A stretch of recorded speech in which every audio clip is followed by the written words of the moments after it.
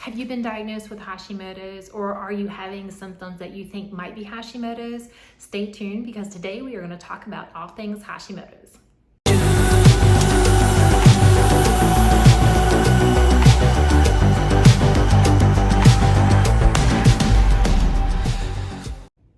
Hi, my name is Karen Thornton. I am a registered nurse and fellow Hashimoto's warrior, and this is episode 1. So welcome everyone, and we're going to talk about Hashimoto's. I'm going to share a little bit of my journey as well.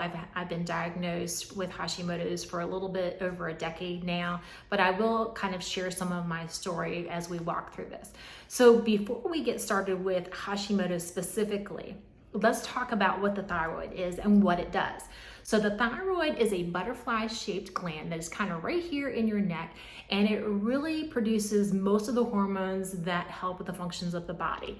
So those can be things like breathing, digestion, your temperature control, muscles. All of these functions can be impacted by Hashimoto's. So what is Hashimoto's thyroiditis? So this is when your body actually sees your thyroid as a foreign object, similar to a bacterial infection or a virus, and it starts to attack it and try to kill it. So some of the symptoms of hypothyroidism and Hashimoto's are very similar. So you might have a cold intolerance, you might start to lose your hair, you might feel constipated, you might be very fatigued, you might have muscle aches and depression. All of these things are part of both Hashimoto's and hypothyroidism. The difference between Hashimoto's and hypothyroidism is that it does have that autoimmune impact. And that is where the body is seeing the thyroid as a foreign object and starting to attack it. So what are the causes of Hashimoto's? One of the main things is genetics. So if you have family members that have Hashimoto's, there is more likely a chance that you could get Hashimoto's thyroiditis. For me, it is that my mom has it, I have some aunts, and so there are family members that certainly already have it, so I had a propensity towards having Hashimoto's thyroiditis. A second cause would be environmental factor, and this could be some kind of infection. So for me, I also had something, and the big one that they look at is the Epstein-Barr virus, which is also referred to as mononucleosis. So I did have that when I was in high school. So the combination of the genetic factor and the environmental factor with the infection increased my odds of having Hashimoto's thyroiditis. So I'm going to just share a little bit about my diagnosis, and it really starts after the birth of my first son. So yes, my official diagnosis was about a decade ago, but the impact of Hashimoto's actually started back after I had my first son. So after I had him, I went back to work, and I started to notice as I was walking down the hall that my heart was racing, and I was losing my hair, and I felt hot all of the time, and it just felt really off. So I called my OBGYN. They referred me actually to an endocrinologist who did some blood work and found out I was hyperthyroid. So with hyperthyroid, it's actually where the body is producing an excess amount of hormones. And so that's the increased heart rate. You can feel really, really warm. And I just felt like I was out of breath all of the time. So I was put on medication at that point, and slowly over a period of time, my lab levels came down and actually went hypothyroid. They switched my medication to Synthroid, and then over time they came back to normal. They took me off the medication, kind of monitored me, and from that point on, I was not on medication until I was diagnosed about a decade ago. What I have found with nursing is that what you experience during pregnancy can be the potential for later on seeing something maybe later on in life, such as gestational diabetes leading to type 2 diabetes, or some kind of thyroid issue leading to Hashimoto's or hypothyroidism. So when I was diagnosed, one, I was not surprised because of the issues that I had after my son, and I had the family component, so it wasn't a real surprise to me. But I was diagnosed with hyperthyroidism first, put on Synthroid, and monitored. And it wasn't very far into my diagnosis before I realized that something was not right.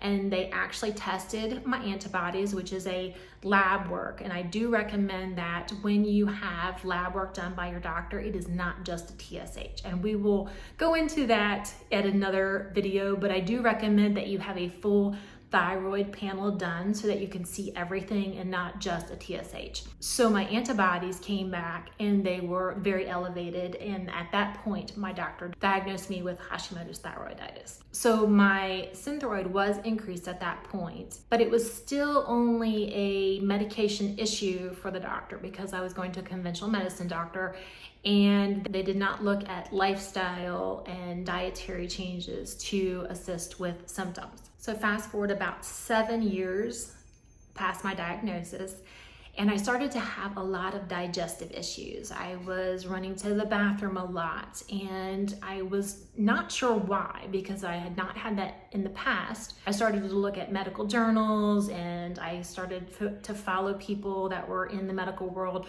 both functional medicine and conventional medicine, and I noticed that dairy could potentially be my problem, because I noticed that when I drank coffee with creamer, or I had something that had milk in it, it was causing me to be very sick and to have to run to the bathroom. So after realizing that, I removed dairy from my diet and found that I actually was feeling better. Initially, I went with almond milk, and now I drink coconut milk, and it seemed to resolve my issues, and I was feeling much better, and overall it seemed to improve my symptoms. Fast forward another year, and then I started to notice that I was having headaches, and my hands were so swollen, and I couldn't figure it out.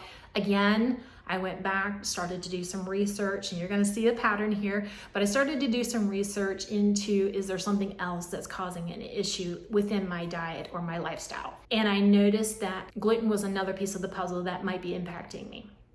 So I removed gluten out of my diet. So I was dairy-free and gluten-free. And since I've been doing that, I have really noticed a difference in how I'm feeling. Like, I'm not having as much of the swollen fingers and the diet issues and so forth. So I am continuing to be dairy and gluten-free. It seems to have improved the symptoms, but I continue to monitor my symptoms. And you'll find with Hashimoto's that it is an ongoing process. And that is why I call it resilient, because you are going to have to continue to monitor it. It's not you just arrive at a recovery or you're in a good state. It is a constant changing process that you have to continue to monitor. So you have to be resilient during the process. So if you feel like some of the symptoms that I shared with you, or if some of the dietary things that I had discussed might be something that you are experiencing, I do recommend that you reach out to your doctor and have a full thyroid panel drawn just to kind of see where you are on your lab levels, not just a TSH. So unless you ask for it, most doctors are going to just draw a TSH level, and that really does not give you a big picture. It gives you a small piece of the puzzle. So make sure that you ask for a full thyroid panel to be drawn, to be able to see the big picture and know whether it is hypothyroidism or Hashimoto's. And I will talk about more about lab levels in the coming weeks with you. We will discuss normal levels, optimal levels, so stay tuned. That's information to come. But thank you so much. If you have found this helpful, make sure you subscribe, like the video, and share it. I appreciate your time.